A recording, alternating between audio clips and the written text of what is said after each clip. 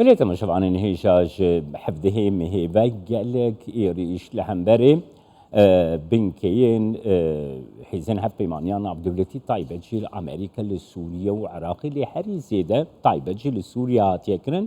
بمجاري هم ديل قال اشرو فكاري سياسي جدعان عليش استوديو ما كرسان بي سوشار بقرندستان بخير هاتي كي جدعان كيك جدعان يعني ديفان بيسترو جانده يعني حجماره قالك زيادة يا إيريشان بطيبتي جي حنبري بنكين أمريكي قوهات يكر اگر آویت بچه وگریده ده؟ بعد بيجم اف جنگاغو دبيت عليه دا چه بوي بإيريش سرغزة آنجي كاريغو بارتيا حماس كري الإسرائيل دا وش جنگاكا تكاري بيجي جيهاني چه بو قرباني ويقلك مظنن بردواما ويران كرن كشتن برينداري اونا مطرسيا مظن چه دبي جو وداناوي الهرم دولة الهرم جي خو ببينه نها كي جدعان اف يعني هر آلي دبيجي ام ناقصنكو شر برفرح بله لقابا مروف لسر عردي تماشد كي البراكتيكي تماشد كي هر آلي جي حول دده كو شر برفرح تربه اماد بيجم آليك تنت خوازي فراببه او جي محور ايران وحماس او نانا وحزب الله وكسن جروبين مسلمان تقداري العراقي والسوريا هرجي لا ينقري اير محور ايراننا افتني تخازي فراب بيج برغو خبتنا خو نكارن برافاني ونكارن بردوامي جيبكن جبر توازن دناب هيزيدا قطنينا يعني اسرائيل قال لك بسركتيا امريكان بهيزي خوي خرط هاتنا امريكان هاتنا نگوش بو شر غزه بکن هاتنا جبو دولت هرمه لجم بکن گو نفكرن جهش منديا و نكشين انجي عاطفه و تحف ندب اليه گو اوجي تبلي شرب بن او نابكن يعني كيف جدعان نها اف اليين كوت بنافكر يعني اف اليين كو ايراني بسر ايراني بله يعني دكارن وي فشاري وي باندوري بكن كو امريكا جي روجلاتانا فين دركفي كو ارمان جوان هذا براسيل بر جابا هيچ خويا ناكي ونهش يعني شوبينر سياسي وشوبينر استراتيجي ويبو سبور حمجي خوندنا و نبوي آلي دتشي بس دبي بهانت دستي امريكانا دجي گوهيزي خوي بهتر خورد ودولت روج آوا پشتاوا بهتر بگرن ده انجام ده انهات شخور تماشا بكج نتيجة واقفة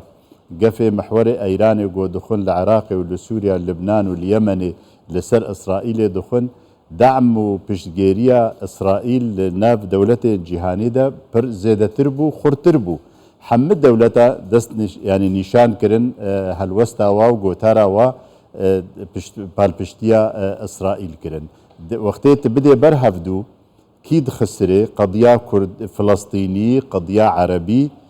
قال لك لا واصد بودشكه وأنظمة عربي جي نأي دردوري ونأي توزك دورجي نكارن درباسي في شري ببن راستقينا جبر سياساتي و نوك حماس أو جي دبينن انه بارتيا حماس بريارة جنگي وبريارة سلمي تقريبا مصادرة كرياج عربة أفجي دبينن تشتكي شاشة وغلطة جبر برجو أواوي محوري وسياستا وهشمندية وقريداية بنظام إيراني عرب لا بينن أبناد البرجوندية عربة دي أونا بعام سياستا على دولة عربي إيه فرمية عام نابينن غفرابونا في جنگي د برجوندية عربة وقضية فلسطينية دي بله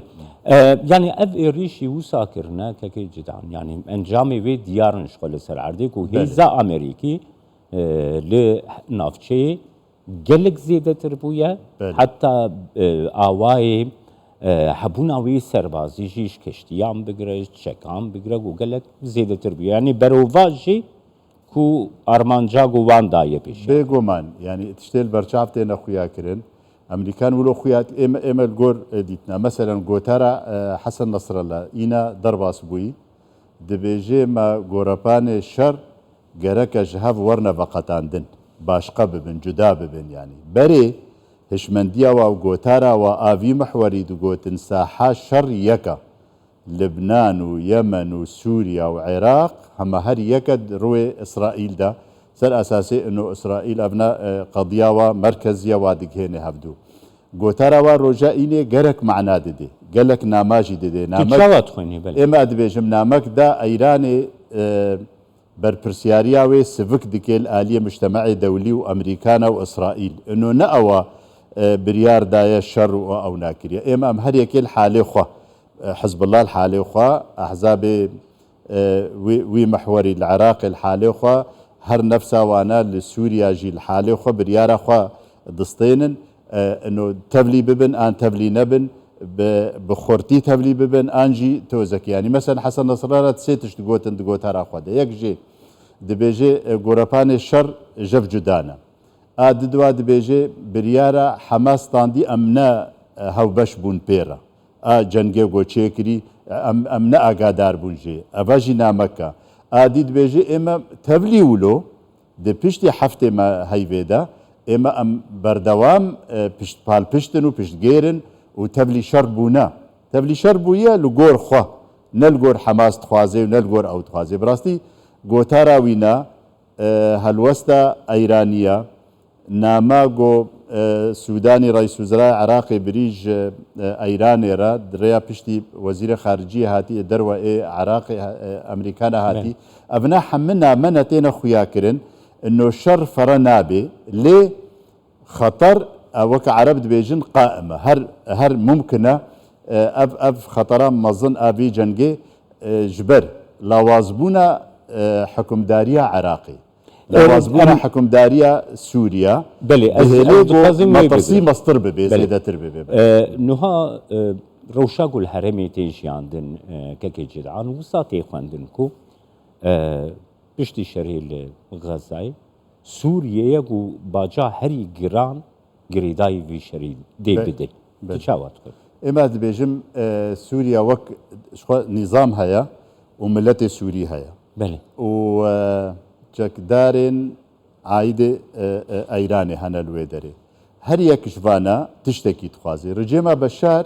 بيدنگا بهالوستا تشتك نكريا نديارة بشار اسد بخوا هيج ديار نبويا هيج تشتك زماني وينا نهاتيا قوت نسر تلفزيونا ونسر اوا افيك اد الدواء فصائل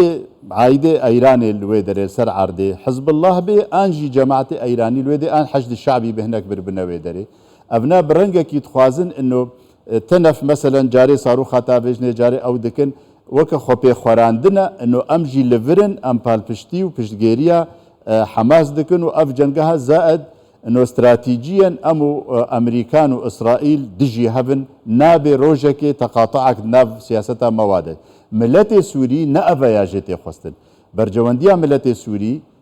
جنگال سوري افزيدي 10 صالايا بردواما فين رجيمي وفا فصائله بآريكاريا رجيمي بآريكاريا روسيا ودولتنا دي تركيا قال لك دولة وايران تيبتي يعني تبلي بويا ملت سوري دو كوشي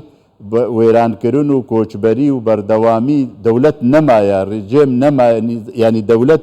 معناه دولتها سوري نمايا السر عردي جروب مناطق نفوذ والقص سوباي اجنبي ديار بياني سرخاكا سورينا هريكي مناطق نفوذ سرخا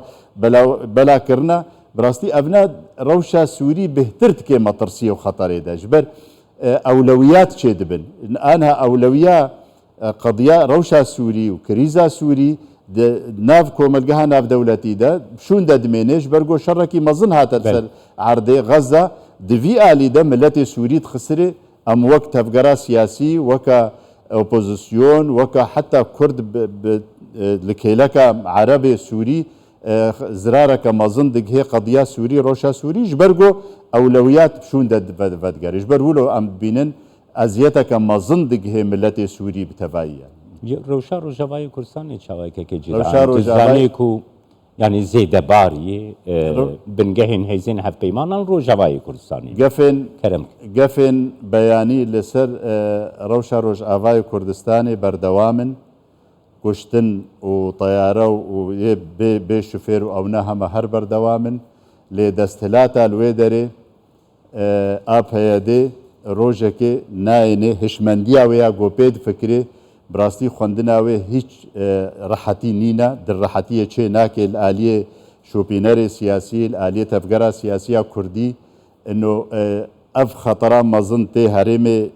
شەرق الأوسط و تێ سووریا کە ئەم تش نەدی بکەن کە ئەم لەڤڕونن کە ئەم تەدابیر نابکەن کە ئەم بەرەڤا ژوێنە يعني تتخوازي بيجي نها اركي ريفا برياق وسر كو نها دستلاتا فاكتا يعني سر عردية ديفاكتو كو او بخوا دي انسياتيفي بقري دا خوازي بكي بله لقال آلين دني كردي روني ونرخان دنكي بله شوبان دنكي لبقرك چيكي لبقرك چيكي لغور اف مطرسي و خطر مزن گوتينا سر هرمي دا كأم چبكن ام چه تدابيرا بكن اف سياستا گو ام سرد مشن انجامي وي بونا برچبون بازدان گو هرتنا ديموغرافي